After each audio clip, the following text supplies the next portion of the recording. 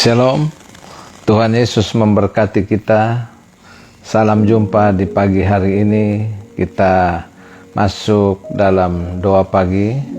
Saudara semua yang hari ini sedang berada di dalam situasi yang sehat, dan saya percaya itu semua karena rencana Tuhan dalam hidup kita. Ya, hormat, salam sehat. Salam jumpa kembali di pagi hari ini. Tuhan Yesus memberkati kita semua. Haleluya. Ya, selamat pagi. Baik, saudaraku yang dalam Tuhan. Ya, saya mau masuk dalam doa pagi. Maria Fonsis. Ya, Maria Alfonsis. Shalom, selamat pagi, Pak Pen. Shalom. Rido. Kok masih di Papua kah? Ani Kesia, ya, Susana Vitaria, pagi Papen, Diasmoro, mantap kau sudah. Baik saudara, kita masuk dalam doa ya. Ya, Santina Banurea, yo puji Tuhan. Selamat pagi. Bapa, dalam nama Yesus kami masuk dalam doa pagi, tapi sebelumnya kami mau mendengar firman dan kami berdoa, kami minta petunjuk Tuhan dalam firman sehingga apa yang kami dengar menjadi kekuatan. Dalam nama Tuhan Yesus, haleluya, amin, amin, amin. Baik saudaraku yang kekasih dalam Tuhan, ya mari kita sama-sama ya mendengar firman. Saya baca dari menjadi orang benar ya, dari Amsal 4 ayat 18 maksud saya. Amsal 4 ayat 18 ya, kita baca bersama-sama. Tetapi jalan orang benar itu seperti cahaya fajar yang kian bertambah terang sampai rembang tengah hari. Ya, jadi saudaraku yang kasih dalam Tuhan, ya kita lihat di sini bahwa menjadi orang benar, ya artinya menjadi orang benar dalam bahasa Ibrani, ya saya mencatat di sini adalah tesadik, ya tesadik. Kata ini memiliki beberapa arti. Ya, jadi kalau dalam bahasa Ibrani tesadik ya ini memiliki beberapa arti. Kalau dalam bahasa Ibrani orang benar itu yang pertama adalah seseorang yang memerintah dengan benar dan adil, itu ya tesadik ya. Lalu yang kedua, seseorang yang benar dalam karakter dan sikapnya. Ya, jadi kalau dia punya sikap itu benar, ya, dia punya keputusan itu benar, ya, dia melakukan hal yang benar, itu adalah orang benar, ya. Jadi kita lihat bahwa kalau orang yang benar, dia melakukan hal yang salah, dia berubah, dia cepat berubah, itu orang benar. Tapi kalau orang yang benar tetapi dia mempertahankan itu dosa, dan dosa terus dia perjuangkan, nah itu yang disebut orang gak benar gitu. Tapi kalau orang benar, dia melakukan kesalahan, dia berubah, itu orang benar ya. Itu ya dalam bahasa Ibrani tesadik namanya. Ya, yang berikut pengertian dari kata orang benar adalah seseorang yang dibenarkan Tuhan. Ya, jadi kalau kita dibenarkan Tuhan, ya pasti kita akan menjadi orang benar. Ya, yang bisa bilang kita orang benar adalah Tuhan, ya, dan diri kita sendiri.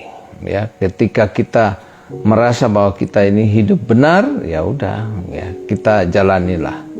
Walaupun ada banyak orang bilang kita enggak benar, tapi kita harus menjalani hidup yang benar, maka kita tahu bahwa Tuhan pasti akan membenarkan kita. Ya, itu. Nah, menjadi orang benar, saya mencatat sini karakteristik orang benar. Yang pertama, selalu mengandalkan Tuhan. Gitu. Ya, selalu mengandalkan Tuhan dalam hidupnya. Orang benar akan hidup dengan cara Tuhan. Ya, cara Tuhan antara lain itu cara mujizat. Ya, dia selalu mengandalkan mujizat dalam hidup. Ya, Yosua dan orang Israel ya merobohkan tembok Yeriko.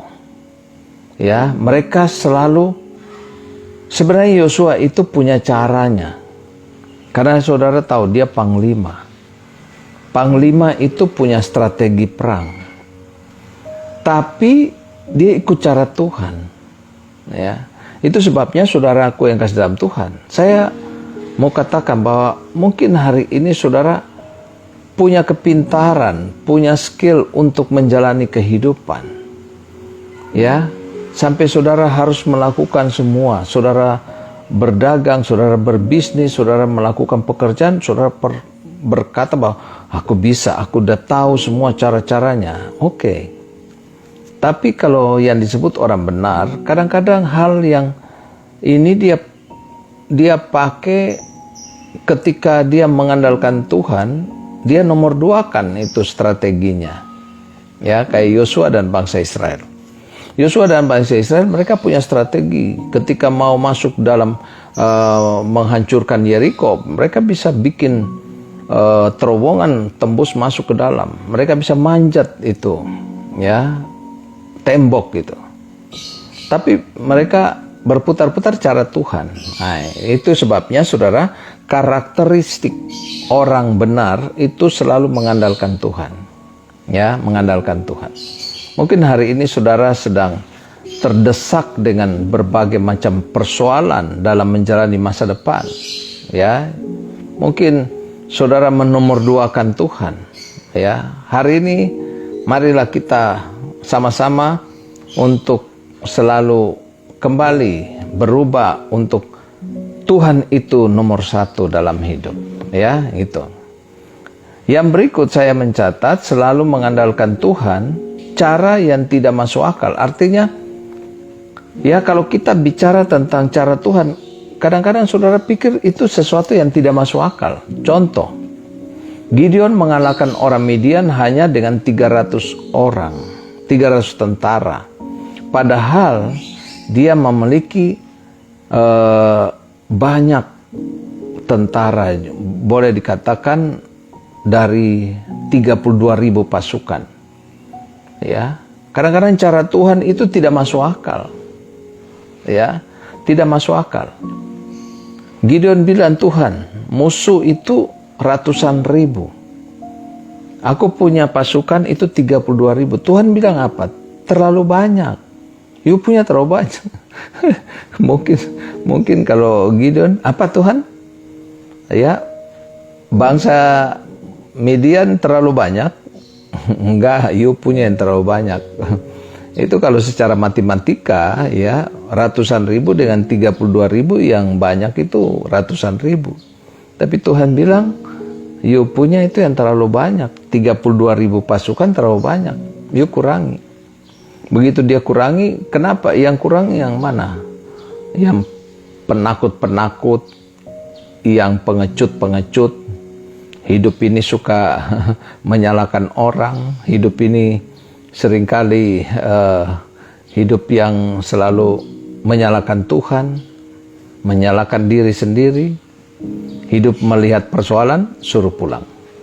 Akhirnya saudara, yang suka menyalahkan orang, yang suka menyalahkan Tuhan, yang suka menyalahkan diri sendiri, yang hidupnya pengecut, yang kayak begini-begini, Tuhan bilang pulang. Akhirnya yang pulang berapa? Dari 32.000. 22.000. 22.000, jadi tinggal 10.000. Gideon bilang, Tuhan, sudahkah? Belum. Masih terlalu banyak. Akhirnya dari 10.000 itu Tuhan bilang, manusia yang tidak berjaga-jaga, suruh mereka turun minum air. Yang nyiduk dari tangan ke mulut, itu bawa mereka. Yang menjilat bagaikan anjing, suruh pulang. Akhirnya yang jilat bagaikan anjing dari 10.000, 9.700. Bayangkan saudara, tinggal 300. Kadang-kadang kalau kita jujur ya karakter orang Kristen itu yang selalu mengandalkan Tuhan. Dia selalu menginginkan mujizat dari Tuhan. Ya, kadang-kadang cara Tuhan itu nggak masuk akal. Banyak orang yang berpikir, gue udah doa-doa, gue udah ke gereja, gue udah live streaming, tapi kok nggak ada mujizat. Nah ini, kadang-kadang saya mau bilang sama saudara, apa yang Tuhan mau dalam diri kita, itu kadang-kadang sesuatu yang tidak masuk akal, tapi you harus lakukan. Ya, cara Tuhan itu unik. Itu Mazmur 20 ayat 7. Setiap kali Tuhan memberi kemenangan kepada umatnya, caranya itu selalu unik. Ya, artinya apa? Ya, artinya ketika mengalahkan Mesir, Tuhan mengubur mereka di Laut Merah. Tuhan menolong Daud mengalahkan Goliat dengan sebutir batu dan sebuah ketapel. Ya, hanya dengan ketapel. Ya, Tuhan menguburkan tentara Mesir itu di laut. Kadang-kadang saudara, kita harus tahu bahwa cara Tuhan itu unik. Ya, jangan sampai saudara berkata bahwa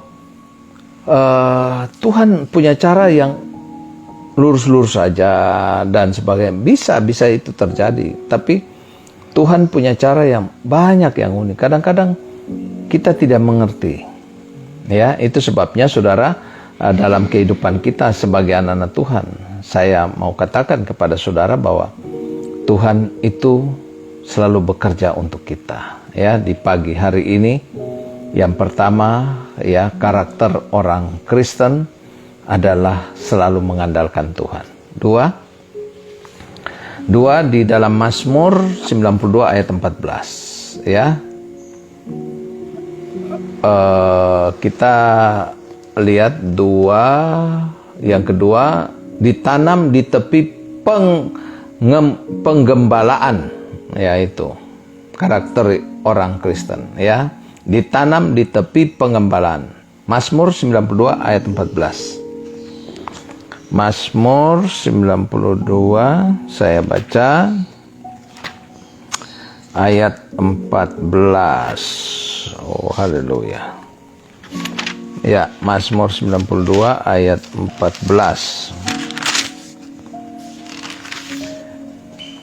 Ya, ayat 14 dikatakan di sini.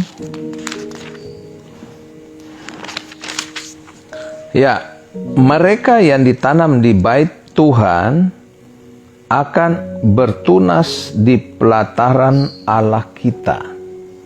Artinya saudara, mereka yang ditanam di bait Tuhan akan bertunas di pelataran Allah kita.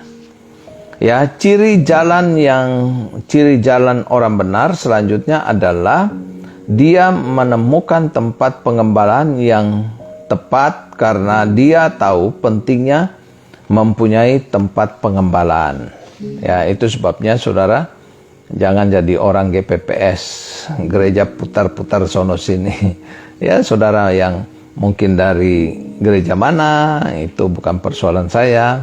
Tapi saudara harus tahu bahwa karakter orang yang benar itu harus tertanam. Ya, mungkin hari-hari ini orang yang ada banyak gereja ditutup, saudara, gentayangan dengan live streaming sana sini. Ada orang yang bilang begini, wah Pak Richard, hari Minggu ini nonton Pak Richard yang malam itu udah yang ke-12, ada yang bilang ke-10, ada yang bilang 7, wah hebat. Ya, itu dari gereja mana, yang penting firman. Ya, tapi saudara jangan lupa, bagi saudara yang dalam Tuhan, saudara harus tertanam di dalam satu gereja gitu, supaya dalam gereja itu bertanggung jawab atas pelayanan. Ketika saudara membutuhkan doa, saudara butuh pastoral counseling dan sebagainya. Ya, Tahukah saudara di mana tempat mempelai pria menjemput mempelai wanita? Di tempat pengembalaan. Artinya, jadi tempat pengembalaan adalah tempat perjumpaan antara mempelai pria dan mempelai wanita. Artinya Tuhan mau supaya kita itu hidup itu di dalam rohani yang bagus. Ketika Tuhan datang, Dia menjemput kita. Jangan jadi orang yang gak benar ya. Tadi saya udah singgung bahwa jadi orang benar ya, kita harus, ketika kita hidup jatuh dalam dosa, maka harus punya keinginan untuk berubah ya, berubah pikiran, hati, dan sikap hidup kita. Itu yang kedua ya, yang kita lihat di situ. Jadi orang harus tertanam ya, ditanam di tempat pengembalaan. Yang ketiga, Mazmur 92 ayat 13. Mazmur 92 ayat 13. Saya baca untuk saudara. Orang benar akan bertunas seperti pohon korma. Ya, akan tumbuh subur seperti pohon aras di Libanon.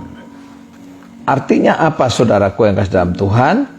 Artinya orang yang memiliki karakteristik orang benar tetap tegar di tengah kesukaran. Ya, saya percaya bahwa orang banyak susah dalam dunia bisnis, dalam dunia dagang, dalam pekerjaan.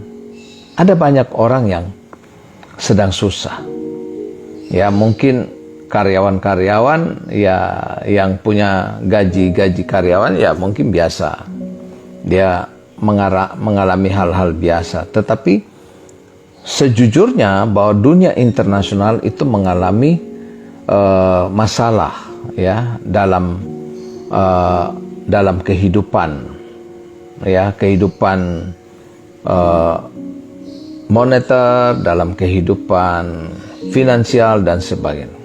Ya, jadi saudaraku yang kasih dalam Tuhan, kita percaya bahwa dalam kehidupan ini orang banyak susah. Tetapi kita harus tahu, orang benar akan bertunas seperti pohon korma, akan tumbuh subur seperti pohon aras di Libanon. Ya, mereka yang ditanam di bait Tuhan akan bertunas di pelataran Allah kita. Ya, kita ketahui kalau pohon korma itu banyak tumbuh di padang gurun. Ya, kalau saudara yang sudah pernah ke daerah Timur Tengah atau yang mungkin sudah ke Israel, saudara pasti bisa tahu bahwa pohon korma itu ada di padang gurun. Luar biasa ya. Ya, padahal pohon korma itu sesuatu yang sangat dibutuhkan. Tapi dia tumbuh tuh di padang gurun. Dia di gurun ya, ketika panas, dingin, dan dia kuat situ. Itu sebabnya saudaraku yang kasih dalam Tuhan, ya, dikatakan kita ketahui bahwa itu hal-hal yang terjadi pada pohon korma. Orang benar itu dapat bertunas seperti pohon korma, yang artinya orang benar dapat tetap hidup di tengah-tengah kesukaran. Ketika saudara ada dalam masalah, dalam kesukaran, jangan menjadi stres. Tapi saya percaya bahwa orang pasti akan mengalami stres, depresi, dan sebagainya. Tapi kalau saudara menjadi stres dan akhirnya saudara punya pikiran negatif, mulut ya mengucapkan kata-kata yang negatif, hati saudara tidak tenang, akhirnya ya saya selalu bilang, manusia itu adalah makhluk yang psikosomatis. Antara jiwa dan tubuh itu sangat berkaitan. Kalau saudara punya jiwa yang tidak tenang, tubuh saudara pasti sakit. Kalau tubuh saudara sakit, jiwa saudara senang, ketolong, ada mujizat, ada pemulihan antara di dalam sakit saudara. Tetapi kalau saudara ya jiwa saudara sakit, tubuh saudara yang sehat itu pasti rontok tubuh saudara. Ya, di saat-saat sekarang ini tidak sedikit orang yang hidup dengan minum obat dan sebagainya. Sangat luar biasa. Apalagi umur-umur sudah di atas 40. Wah, itu sudah sering dengan obat. Ya, kalau saya jujur sama saudara, saya umur saya 55, tetapi saya tidak menyentuh obat, vitamin pun juga saya ambil dari makanan gitu. Enggak pakai vitamin yang saya minum, ya vitamin-vitamin yang diminum, enggak. Ya, saya selalu ambil dari makanan, ya, dari buah, ya itu aja. Ya, istirahat. Ini dengan pandemi, gereja-gereja tutup di mana-mana. Ya, kita di rumah, kita butuh istirahat dan sebagainya, ya, supaya sehat dan sebagainya. Ya, kadang-kadang badan kita harus kita jaga supaya tubuh sehat, pikiran, hati dan jiwa. Ya, itu sebabnya saudara, ya kita lihat, ya mungkin hari ini saudara mungkin yang sedang stres dengan keadaan sekarang ini, ingat bahwa kita belajar dari, ya yang ketiga, karakter tetap tegar di tengah kesukaran. Ya, Tuhan ajari kita untuk belajar dari pohon korma. Pohon korma itu ada di padang gurun, tapi dia tetap dan menghasilkan buah yang manis. Ya, saya pernah bawa rombongan ke Israel dan saya dikasih sama guide saya korma korma Kuwait, dia bilang. Saya bilang, ini memang di semua negara Arab, di semua negara Timur Tengah kan ada korma. Dia bilang, ini yang Kuwait punya. Kuwait itu korma yang sangat hebat. Ya, satu biji korma aja saudara, yang Kuwait punya, yang bagus, itu waktu itu berapa ya, sekitar $10 atau berapa itu, pokoknya di atas $10 ya korma. Saya bilang, kok korma bisa mahal begini? Dia bilang, ini yang Kuwait punya yang terbaik nih, segini, satu biji aja saudara, itu saya makan, aduh mantap sekali. Ya, bukan yang korma yang ada di pasar-pasar di Indonesia. Itu korma yang kiloan, bukan ya. Kalau yang korma, kalau saudara ke Israel, saudara bisa beli korma yang terbaik ya, apalagi kalau masuk di Jericho, mantap ya, ada korma di situ. Kita akan dibawa untuk ya melihat korma yang enak ya. Itu sebabnya saudara, tapi saudara harus tahu bahwa pohon korma itu tumbuh di padang gurun. Ya, tumbuh di padang gurun. Ya, dan kita lihat di situ bahwa tetap tegar. Ya. Banyak orang di dalam masalah itu bikin masalah. Tapi kalau orang yang ada dalam masalah dia melakukan hal-hal yang positif, maka saya percaya bahwa dia akan menjadi pohon korma. Ya, di dalam setiap persoalan hidup dia akan terus maju. Dia akan terus bisa melihat bahwa dalam kehidupannya akan terus menghasilkan buah yang baik. Pak Cornelius, Pak, gimana kalau pohon Natal diganti dengan pohon korma aja? Silakan. Ada orang juga pohon Natal ya pakai apa aja bisa, yang penting ada klip. Kenapa pohon Natal itu ya cemara? Karena itu kan di padang gurun kan banyak pohon cemara ya. Jadi kalau saudara pergi ke Israel, saudara bisa lihat di padang gurun itu banyak pohon cemara. Dan kalau pohon cemara malam-malam itu ada kunang-kunang, nah, gembala tidur di situ, nah itu ya. Jadi boleh aja pohon korma, asal ada pohon korma aja. Ya, yang keempat. Ya, yang keempat, Mazmur 92 ayat 15. Kita baca. Mazmur 92 ayat 15. Pada waktu tua pun mereka masih berbuah. menjadi gemuk dan segar. Nah itu sebabnya saudara terus menghasilkan buah. Ya, jadi saudaraku yang kasih dalam Tuhan, pada masa tua pun mereka masih berbuah menjadi gemuk dan segar. Ini karakter orang Kristen. Ya, yang keempat, terus menghasilkan buah. Umat Allah digambarkan sebagai pohon anggur juga, ya, banyak digambarkan. Ya, yang diharapkan dari pohon anggur adalah buahnya, ya, karena batang kayunya rapuh dan kurang bermanfaat. Ya, jadi kalau pohon anggur itu selalu dilihat daripada buahnya. Ya, Perjanjian Lama menggambarkan umat Israel yang adalah umat pilihan Tuhan sebagai pohon anggur. Artinya apa, saudara? Ya, dari setiap pohon anggur, orang mencari yang mengharapkan buahnya karena orang tidak dapat membuat sesuatu apapun dari batang pohon anggur yang sangat rapuh. Orang hanya mengambil buahnya.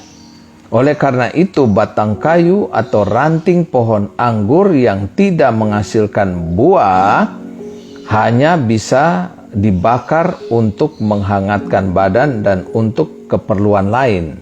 Itu sebabnya saudara, menjadi situasi sekarang menjadi sulit, tetapi saudara jangan sampai tidak menghasilkan buah dalam hidup. Ya, itu sebabnya saudara, orang benar walaupun menghadapi berbagai macam masalah atau tekanan serta banyak menghadapi masa krisis, namun dia akan tetap menghasilkan buah dalam hidupnya. Ya, jangan jadi buah yang asam. Harus menghasilkan buah yang manis. Ya, itu sebabnya saudaraku yang kasih dalam Tuhan, ya, dalam kehidupan kita, Tuhan memberikan kita jaminan kalau kita mengikuti Tuhan. Itu yang harus kita lihat. Ya, jangan jadi pribadi yang lemah. Ya, di dalam masa-masa seperti ini, banyak orang yang menyalahkan sana, menyalahkan sini, menyalahkan Tuhan, menyalahkan diri. Ya, dan tidak sedikit orang yang mau bunuh diri gara-gara hidup dalam stres. Banyak orang juga yang merancangkan mendingan gue mati dan sebagainya. Itu sebabnya saudaraku yang kasih dalam Tuhan, ya, kita lihat di sini bahwa inilah kerapuan daripada kehidupan manusia sekarang ini. Tapi anak-anak Tuhan harus bisa tetap tegar. Amin. Ya. Ya, jadi saudaraku yang kasih dalam Tuhan, yang kelima, karakteristik orang benar, saya mencatat di sini bahwa mereka mencari solusi. Ya, di Jepang banyak burung bunuh diri, harakiri, ya, banyak ya. Francisca dari Jepang, ya, suaminya orang Jepang. Di Jepang itu banyak orang bunuh diri. Iya, banyak juga di Indonesia juga. Kemarin ada berita, ya, orang yang kena COVID di Wisma Atlet lompat dari lantai berapa, ya. Banyak orang udah stres ya dalam hidupnya. Ya, orang yang punya karakteristik itu bisa mencari solusi. Orang yang benar, orang yang selalu mencari solusi, bukan masalah. Ya, bukan masalah. Orang yang benar itu cari solusi, bukan masalah. Ya, dalam hal masalah hidup ada dua tipe manusia. Ya, saudara, tipe yang mana? Ketika menghadapi masalah ada dua tipe manusia. Tipe stetoskop. Stetoskop ini adalah alat untuk dipakai dokter untuk memeriksa pasien. Gitu. Stetoskop yang dokter taruh di kuping terus taruh di dada saudara, tarik napas. Biasanya dikalungkan di leher itu, ya, gitu. Orang tipe ini selalu mencari masalah dan berpikir mengapa ini terjadi, mengapa harus saya yang mengalaminya gitu. Itu tipe orang stetoskop gitu. Ya, mengapa saya mengalami ini? Itu orang yang tipe itu. Yang tipe kedua adalah teropong. Tipe teropong adalah alat yang digunakan untuk melihat ke tempat yang jauh. Orang tipe ini melihat ke masa depan dan berpikir bagaimana mengatasi masalah, bagaimana solusi dalam masalah atau konflik hidup saya. Tipe kedua jelas lebih baik, ya, ini efektif. Tipe orang yang tahan banting. Tipe teleskop, dia lihat jauh. Wah, bagaimana harus melihat masa depan. Dia tidak melihat bahwa diri dia stetoskop. Aduh, kenapa terjadi? Ini apa masalahnya? Tipe yang kedua adalah teropong. Lihat jauh ke depan. Saudara tipe apa?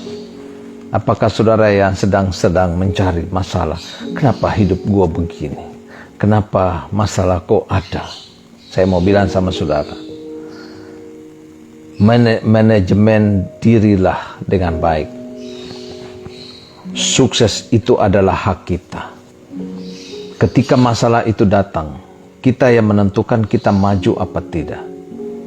Banyak orang putus asa. Saya banyak mendengar dari admin bahwa banyak sahabat Richard Surinta yang ada yang kena COVID. Bahkan ada seperti contohnya Ibu Uli di rumah sakit. Dia kena di rumah sakit. Dia masuk karena ada masalah jantung dan sebagainya. Dia masuk ke rumah sakit nggak ada COVID. Dia keluar dari rumah sakit kena. Dan orangnya begitu lemah, gitu kena. Tapi begitu didoakan terus, kuat, jangan punya pikiran negatif. Wih, saudara, dia terus memberikan semangat kepada dirinya. Saudara, padahal dia sudah lemah sekali. Orang kalau kena COVID, ada jantung, ada masalah penyakit lain, itu pasti mati. Tapi hebat mujizat itu terjadi dalam diri dia. Dia bisa naik. Itu sebabnya banyak orang yang kadang-kadang segar, begitu kena masalah langsung stres gitu. Nah, tapi saya mau bilang sama saudara, marilah kita bukan menjadi tipe stetoskop. Kenapa saya begini? Kenapa saya begini? Kenapa saya ada masalah? Bukan itu. Teropong. Lihat ke depan. Tidak melihat pada masalah, tapi lihat pada masa depan. Mantap. Sebagai kesimpulan, kita dibenarkan Tuhan agar bisa hidup benar dan bermanfaat bagi orang lain. Apakah saudara bermanfaat bagi orang lain? Mantap. Tuhan tidak melihat berapa besar rumah kita, berapa besar mewah mobil kita, berapa banyak uang kita. Tidak. Tuhan melihat bagaimana kita menjadi berkat bagi orang lain. Apakah hari ini saudara sudah menjadi berkat bagi orang lain? Itulah pertanyaan yang harus saudara sendiri yang menjawabnya. Tuhan Yesus memberkati saudara. Puji Tuhan ya. Saudara, kita masuk dalam doa. Bapa, dalam nama Yesus, hamba doa untuk bangsa dan negara kami yang kami cintai, dihalaukan dari segala masalah-masalah, apapun persoalan. Tuhan berkati Bapak Presiden kami, sehingga punya hikmat untuk memutuskan segala sesuatu, dan Indonesia penuh dengan kemuliaan. Dijauhkanlah dari segala virus corona ini. Terima kasih. Kami juga doa untuk gereja-gereja yang menyongsong Natal. Tuhan tolong dijauhkan dari segala virus-virus yang mematikan ini. Dan biarlah sehat semua. GBMJ di dalam menyongsong Natal tanggal 24, 25, dan 31, Tuhan berkati semua dilancarkan. Apapun yang menjadi persoalan ya dengan masalah-masalah virus-virus di bulan Desember ini, kami tolak, kami patahkan dalam nama Yesus. Biar semua dilancarkan. Kami doakan Bapak Gembala Sidang GBMJ, Pendeta Hermianto, istri Ibu Pamingsu, anak-anak, mantu, cucu diberkati Tuhan. Terima kasih tim pengembalaan, Om Yunus, Om Fernando, dan semua, Om Yebi, Om Didi, Om Surya, dan semua. Tuhan berkati, sehat selalu, ada dalam berkat-berkat Tuhan. Terima kasih Tuhan Yesus. Kami juga berdoa untuk sahabat Richard Surinta dimanapun mereka berada. Tuhan berkati. Mereka kuat selalu, memiliki karakter yang hebat. Bukan karakter yang lemah, tapi karakter yang kuat, sehingga mereka sukses selalu di dalam masa-masa yang sulit. Seperti pohon korma, ditanam di padang gurun, tapi dia menghasilkan korma yang manis. Haleluya, dalam nama Yesus. Amin. Salam sehat semua. Tuhan Yesus memberkati.